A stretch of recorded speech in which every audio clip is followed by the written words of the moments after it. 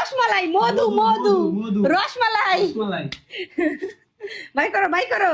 সাদা হইলে কিন্তু খবর আছে তোমার। মধু মধু, রসমালাই রসমালাই। এই যে ভাইরা কিছু বুঝতে পারছেন, এবার কিন্তু মধু খায় সবাই শান্তি পাইতেছেন। ওরে বাবা রে, ভাতটা এখন কাটে গেছিল আমার। দেখছো দেখছো, দেখেন শোনেন, শক্তি নাই। না আমি বলি শক্তি নেই, সে দুর্বল। শোনেন, দুর্বল। আগা বছরে আপনারা সবাই জানেন, আগের বছর না, গত বছর। গত বছর সরি, আমার মাথা ঠিক নাই।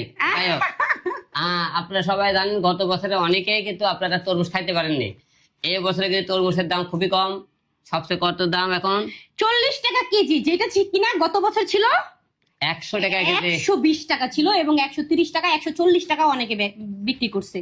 আমরা নিজেরাই এত দাম দিয়ে 1 কেজি তরমুজ, এই যে এইখানে 1 কেজি দেখেন, এই যে এইখানে 1 কেজি, এইটুকু তরমুজ যদি 120 টাকা 140 টাকা হয়, তাহলে কি গরিব মানুষ খেতে পারতো? পারেনি কিন্তু খেতে। আমাদের বাংলাদেশে কিছু সিন্ডিকেট আছে, তারা মনে করেন রমজানের মধ্যে দেখবেন কিছু মালপত্র ওরা মনে করেন গোডাউনে রেখে দেয়, গরিব মানুষের থেকে তারা